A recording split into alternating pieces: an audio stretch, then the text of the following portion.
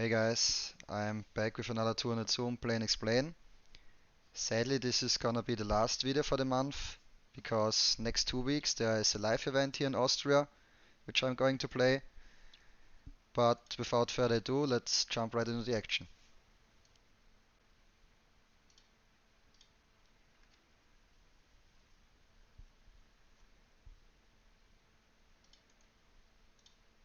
Nine 8 suited here, easy ISO versus recreational.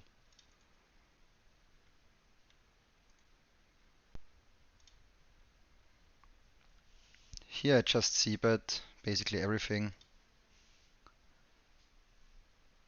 His range is mostly way too wide.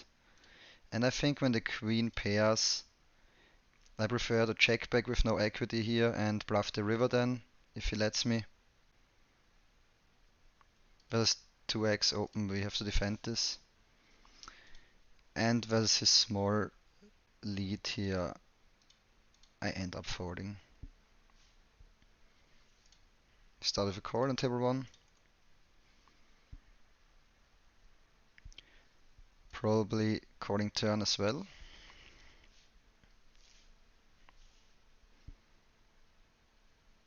Shouldn't really use an overbet sizing here, I think. After opening that, after min opening, I have all the 8-9 offsuit.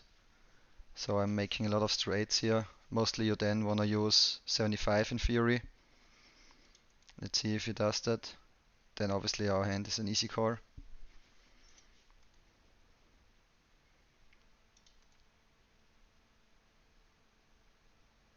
Looks like he has a decision here.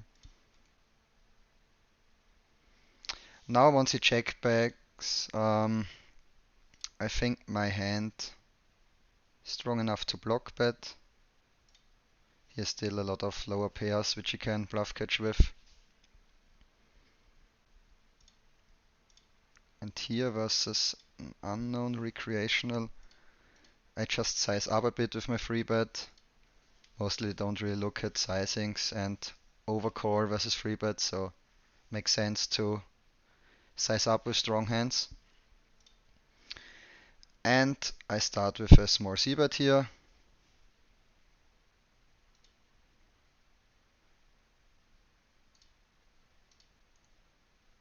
And will barrel off on, yeah, most runouts.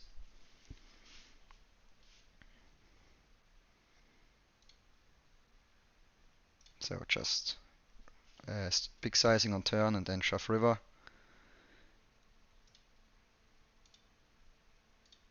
Yeah, something around 2e, 75 is good, I think.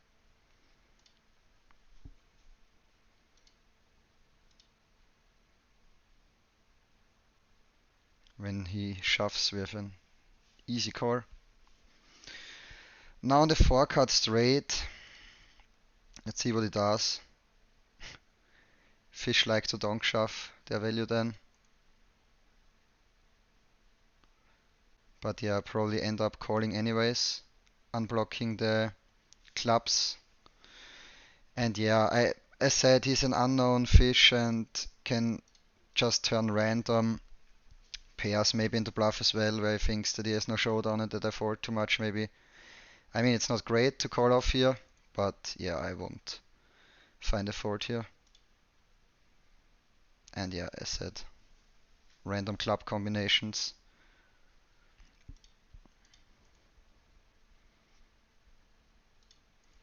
If he would have checked, I would still have shoved for value, because I unblock all the king eggs, which he can still call down. And if he has me beat, then yeah, it's whatever. I just start again here versus him with a small c-bet. And versus the raise with our very weak gut shot and no heart, I just let it go.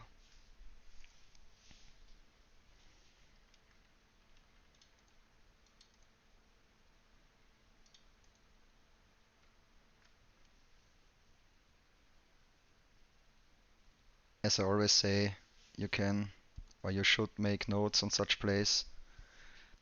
But yeah, for the video now, it's too distracting, and probably I won't probably play against him anyways again. So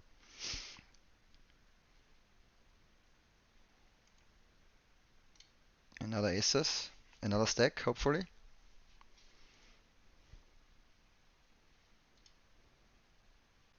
Okay, weird that he flats because I have him um as a regular. Ace jack off here was I rolled very high and it's mix for my ranges, so I folded this time versus the reg. And here, actually on those kind of boards you find a lot of small bets, yeah, but it's a weird spot. I just check my whole range here versus the cutoff cold call range. Once he checks back, we can start betting.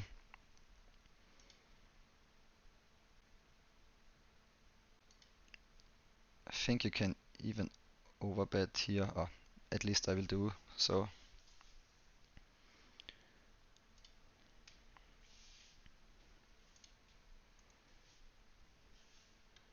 Queen deuce here, I immediately fold.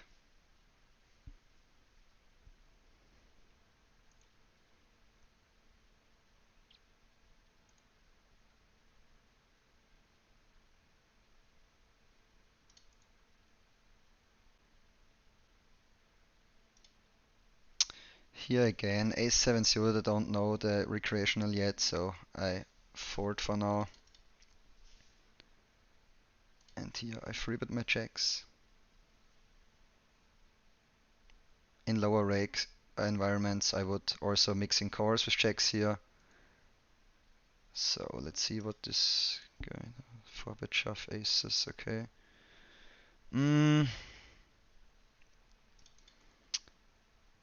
Yeah, it's in theory this hand can do both, I think. Yeah, I end up calling versus the smaller sizing and go from there.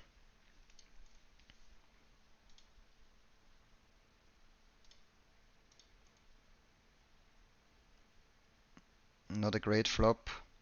Let's see what he does, which sizing he uses.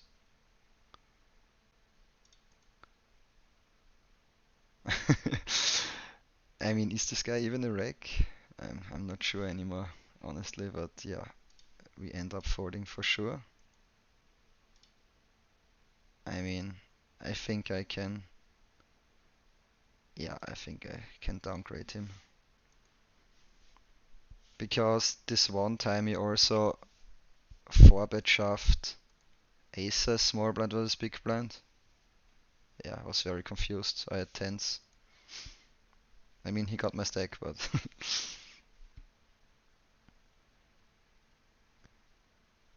probably not the best hand in the best spot to 4-bet shove with.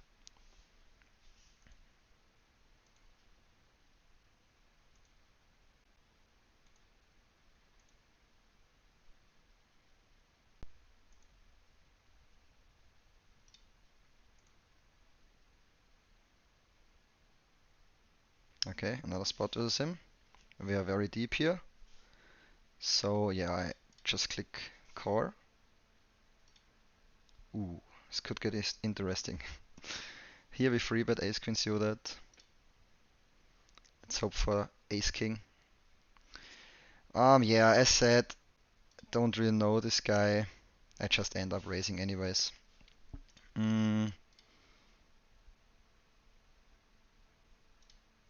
Sizing wise, I think I size up already versus him a bit.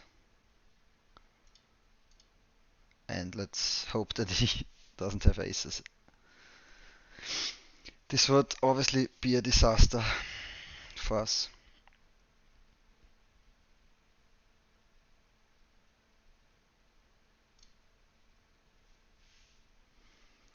I mean, it's not the greatest turn in the world. He still has all the nut flush draws. I don't think he would tank with those so much though, and just press core. Same with other flush draws.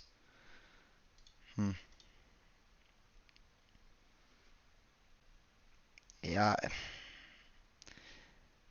I think I still, with this timing read, I think I still have the best hand fairly often. So yeah, I just size up a bit, size up a bit, and a paired river would be great.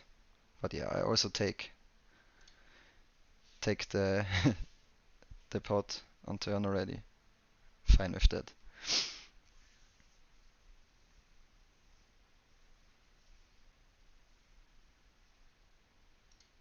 But yeah, I don't think I would size this big if he wouldn't like tank or so much. And no, honestly. But I think this is one of the spots where timing tells are maybe important because, yeah, I can't imagine that he thinks about re-raising the nut flush draw there. Maybe, I don't know. At least makes not too much sense to me. And same with like king high or queen high flush draws. And I also don't think that he like fake tanks with a flush draw there. So it could be the case that he just plays a lot of tables and therefore tanked with the core. But yeah, at least we had a little read here. This hand is pretty close. Normally I like to overfold here because people don't really 4-bet bluff enough. Looks like this guy is 4-betting a decent amount and we roll 10, so yeah, I core. Well, on this flop, I would have preferred the fold, but yeah. What are people doing with those 4-bet shoves in 4-bet pots? It's really weird. Yeah, but yeah, I think I can also downgrade here. Um, and here it went check check on flop, and I think my hand is a clear check on turn again. Don't really want to open the action with like a weak middle strong pair here, and versus this with an easy core. And we make some weird 2-pair. Not worth a lot, but at least we win versus Queen X now, but doesn't look like he wants to give us a free showdown. I mean, it's good, as I said in the last video, that he would never bluff with an 8 or a 10.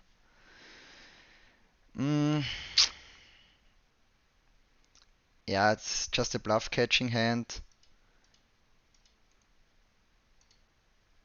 I roll 14, so yeah, I call this time, but don't expect to win too often. But yeah, we're running hot in those videos, so we do this time. Here was the min open. I press call. Again versus our friend. Table 1, I start c-betting. And easy call on the right table. Don't play a lot of races on ace king 8.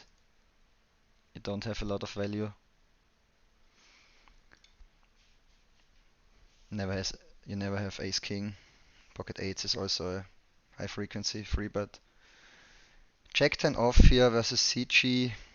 We roll lowish. Yeah, still we are a little deeper. I end up calling. And table 2, we roll low.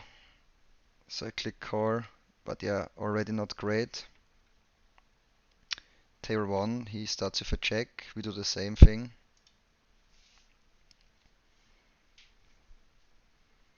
And on turn, I think this is also not a good combinational bluff. Would prefer to have hearts or one heart at least or one diamond. And now on table 2, I mean the 3 is not the worst card.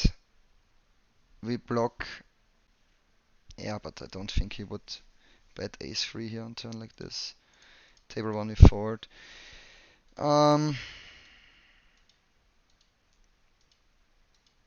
We roll low again. The 3 is a good unblocker to his queen check and jack 10 though. Yeah, that's what I meant. So I prefer calling ace 3 here before like ace 10 or ace jack. And the 3 at least blocks some flushes, I guess. So like also queen 3 suited or something. Yeah.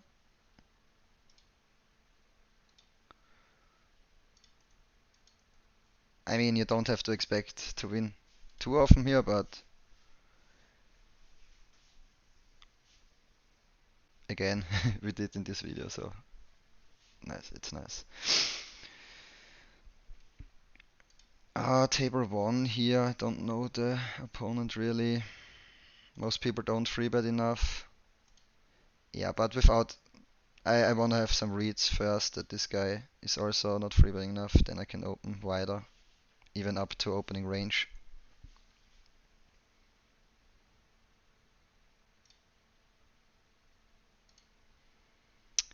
Here, same thing with the big blind. Let's look at the small blind.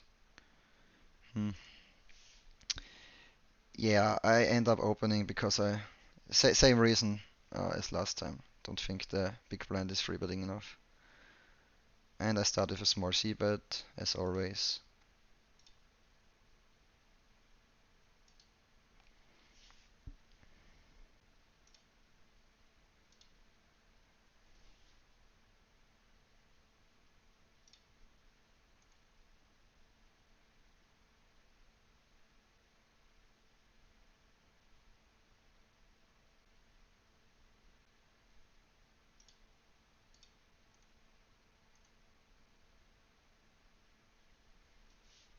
Pocket checks.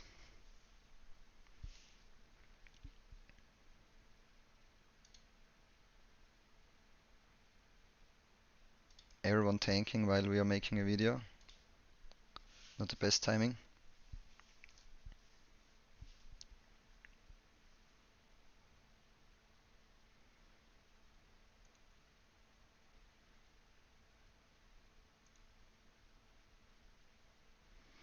Here against Under the Gun open,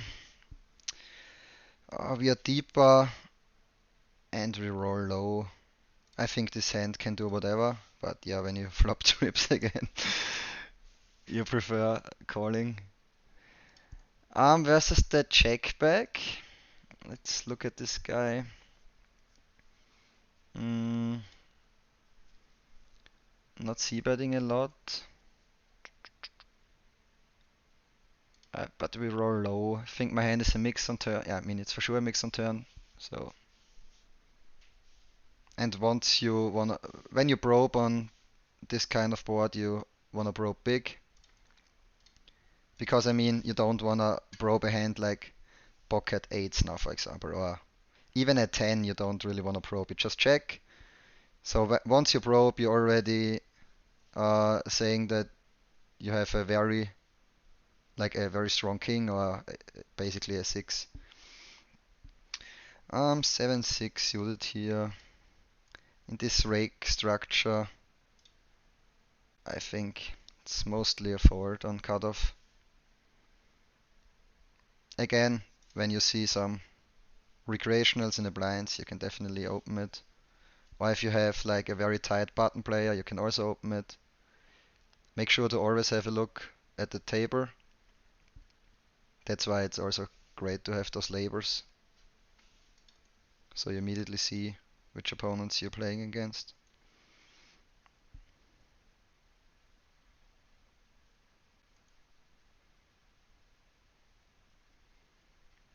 Here this is a mix with ace jack off. Yeah, let's get some action.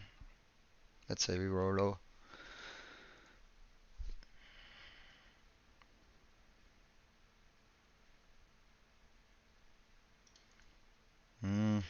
Okay, never mind. Otherwise, would think about opening again. 10-7 off.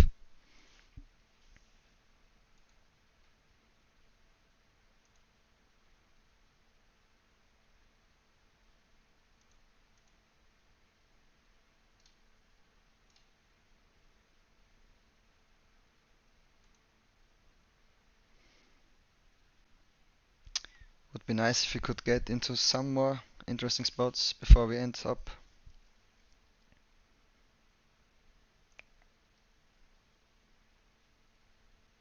Maybe versus CG, blind versus blind.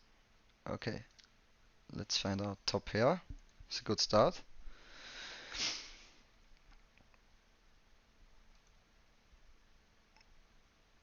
And let's start with a core.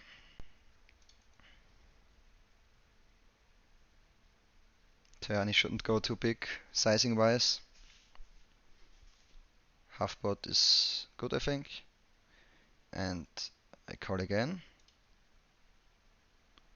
Table 1 versus the min open. Yeah, I defend 5-4 off versus 2.5. I would snap fold it here.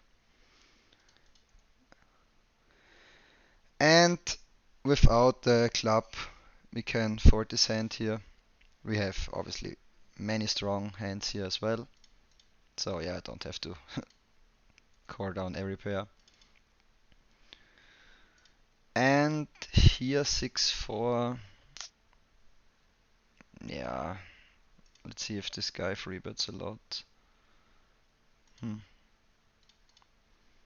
Yeah, whatever. Let's open it. Looks a little bit too tight. In GTO land, this hand would be too weak of it, so you can open like 6-5 obviously, but. And here I play overbet or check. And yeah, let's look at this guy again. Looks like he's folding too much, so I just put this random hand in here as well. And it's also good when, I mean, this hand is not too wide, but when you open wider versus Rex, it's often good to bluff a little bit too much so that they don't see your hand. Table 1, I start with a c-bet. And here on turn I play overbet or check, so I think this is a good hand to check.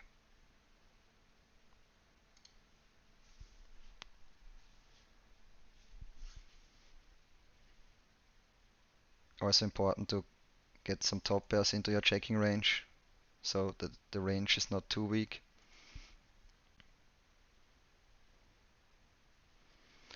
And now on river, again table 2 versus the same guy, open a bit wider.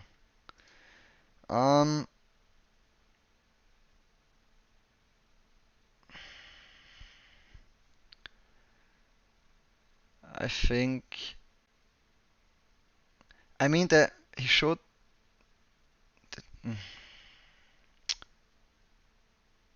Yeah, I'm not sure actually if this guy, if this hand is better as a check or as a bet. But let's focus on table 2. I think it can do both in theory anyways. Here on this board I play half pot or check. I think with the 8 of spade. It's a good hand to check. Also the queen clubs, club blocks some check calls or check raises. So it's a good hand to c-bet with.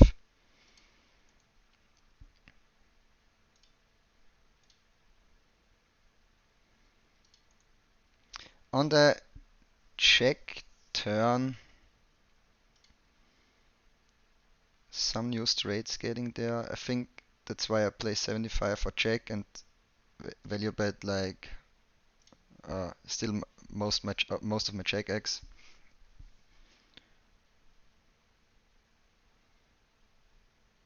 Yeah, and I think we've had some interesting spots. And so let's see it out. Next big blind. Here I size up a bit because we are deeper.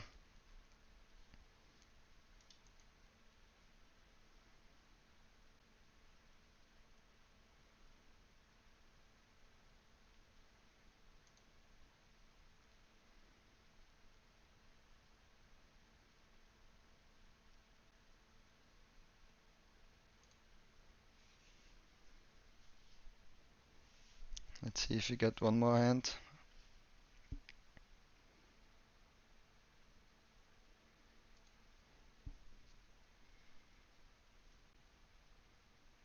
feels like they always give you another small blind before the big blind comes. So I wouldn't wonder if this hand is the last one. Yeah, exactly. Alright guys, thanks for watching and make sure to like, subscribe and maybe share it with some other poker mates. See ya.